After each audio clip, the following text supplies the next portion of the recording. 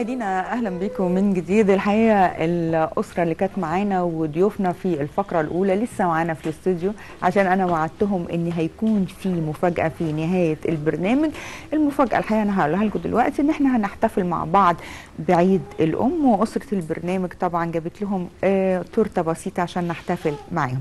لكن قبل ما ادخل ضيوفي مره تانية واحتفل معاهم، انا قلت يعني اقرا بعض التعليقات على موقع الفيسبوك اللي كل شاب وكل فتاة حبت تعبر عن عيد الأم بكلمة بسيطة لوالدتها. معايا أول تعليق عجبني قوي قوي لما شفته، وهو من مارتن بيقول لوالدته كلام من قلبه: تسمحي لي يا أمي من وقتك شوية أنسى حمل شايله تقيل قوي عليا ومن قسوة الحياة. ربنا يخليكي ليا. الكلمه دي عجبتني الحقيقه قوي قوي قوي.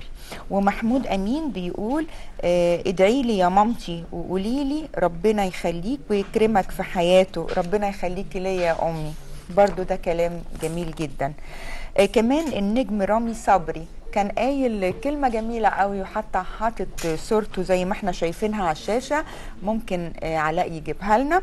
بيقول اللي بيقول لمامته كل سنة وانت طيبة ربنا يحفظه. جميلة الكلمة. كمان في أحمد الجندي واللي حاطط صورته مع والدته ومعاها رمز القلب وكاتب عليها مام. ده يعني تصميم جميل قوي قوي قوي من أحمد. في كمان معانا محمد ابو النصر واللي بيقول لوالدته بيدعي لها ربنا يخليكي ليا يا حبيبه قلبي ولا يحرمني منك ابدا. واحنا كمان بندعي لها وبنقول لها ربنا يطول عمرك لاحمد يا رب. اما محمود فوزي فهو بيقول لمامته ربنا يخليكي ليا وانا بجد بحبك يا امي. كلام حلو، كلام جميل قوي. معنا تليفون، معنا رجاء حسين على التليفون. الو الفنانه الجميله رجاء حسين، كل سنه وحضرتك طيبه. وحضرتك طيبه يا فندم. انا مين معايا؟ انا نجاة العسيلي وبرنامج طعم البيوت على الهوا مباشره. يا استاذه نجاة، ازي حضرتك؟ اخبارك ايه؟ انا كويسه. انا بقول لك كل سنه وانت طيبه، وانا عارفه انك ام جميله وحنينه قوي. ربنا يخليكي لنا. تقولي ايه النهارده بقى واحنا عاملين احتفاليه بسيطه كده في برنامجنا عن عيد الام؟ تقولي ايه لكل ام مصريه؟ انا بقول لكل ام شهيد كل سنه وحضرتك طيبه، وما تزعليش. ده انت في الاخر هتبص تلاقي ابنك واقف بياخد بايدك ويدخلك الجنه. فكثيرا من الدعاوي له، كثيرا من الدعاء له. اقري قران، صلي، ادعي له الصبح والظهر وبالليل. على فكره انا قلبي مع حضرتك. احنا عارفين وقرينا ان ابنك الوحيد توفى من شهور. احنا بالنيابه عنه بقى ان شاء الله يكون في الجنه. بالنيابه عنه بنقول لك كل سنه وانت طيبه في لمسه وفاه. ده شرف ليا ان التلفزيون المصري كله بيقول لي كل سنه وانا طيبه، وحضرتك بالصحه والسلام. على الاقل يعوضني شيء من فقداني لابني.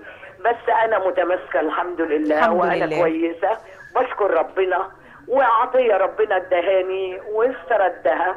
وانا سعيده جدا بيكم، وارجو البرنامج الناس انه يتطور كمان وكمان ان شاء الله، والتلفزيون المصري يرجع للمكانه بتاعته اللي هو رائد لجميع تلفزيونات العالم. انا مش بجاملك يا استاذه نجاة، انا بقول الحقيقه. وانا اكتسبت شهرتي واكتسبت ان الناس عرفتني والناس حبتني من التلفزيون المصري، فانا بشكره. وبقول لكل العاملين من اصغر عامل لاكبر راس في التلفزيون المصري كل سنه وحضرتك بالصحه والسلامه، وكل سنه وانت طيبه يا رب يعوضك خير باذن الله. شكرا للفنانه رجاء حسين. مشاهدينا نرجع مرة تانية لقراءتنا في الفيسبوك وأهم التعليقات اللي لفتت نظرنا.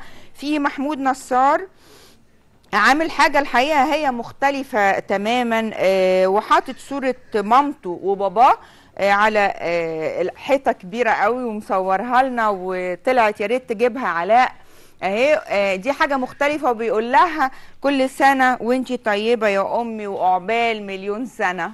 بشكرك يا محمود. اما كريم محمد فهو في يعني برضو لفتة جميلة قوي، طالع بقى مع جدته. دي الجدة حقيقي بتبقى زي الام ويمكن اكتر، يمكن بتدي عطاء اكتر، بتدي حنان اكتر. يمكن الام لما بتشد شوية على ولادها بيكون من منطلق الحب والعطاء اللي هي بتديهولهم ومنطلق خوفها على ولادها، لكن هو هنا بيكرم جدته وحاطط لها الصوره وبيقول لها كل سنه وانت طيبه يا ماما. في كمان الزميله الاعلاميه الجميله اللي انا شخصيا بعتز بيها وبحبها جدا، أميمة تمام، بتقول بعيد على كل ام مصريه وكل سنه وهي طيبه وبالخير والصحه والسعاده، وكل ام مصريه طيبه. بشكرك يا أميمة. في كمان المخرج المسرحي مازن الغرباوي بيقول كلام حلو قوي مع صورة مامته. بيقول ماما حبيبتي كل سنة وانت طيبة وكل يوم بلاقيكي جنبي واقفة جنبي اكتر من الاول بكتير، ربنا يطول عمرك يا رب ان شاء الله. هشام الشيخ بيقول اكتر واحدة بتحبني في الدنيا وده حقيقة مش كلام، هي امي، ربنا يخليها ليا يا رب يا هشام. وبعدين في زيزو الريس، ده على الحقيقه هو صديق البرنامج، بيقول ان مامته هي اهم حاجه في حياته، كتير قوي وقفت جنبه وشالت عنه، لما اهم ايه ده انت لسه صغير. ربنا يخليها لك يا رب.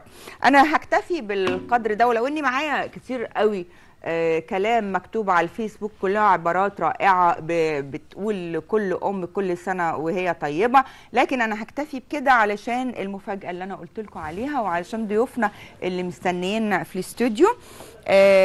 ندخل دلوقتي بقى بالتورته من الزملاء هنا في الاستوديو. اتفضل اتفضل يا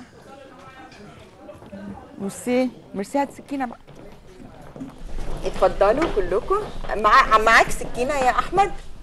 طيب اتفضلوا. احنا دلوقتي مع كل ضيوفنا اتفضلوا كده كده مع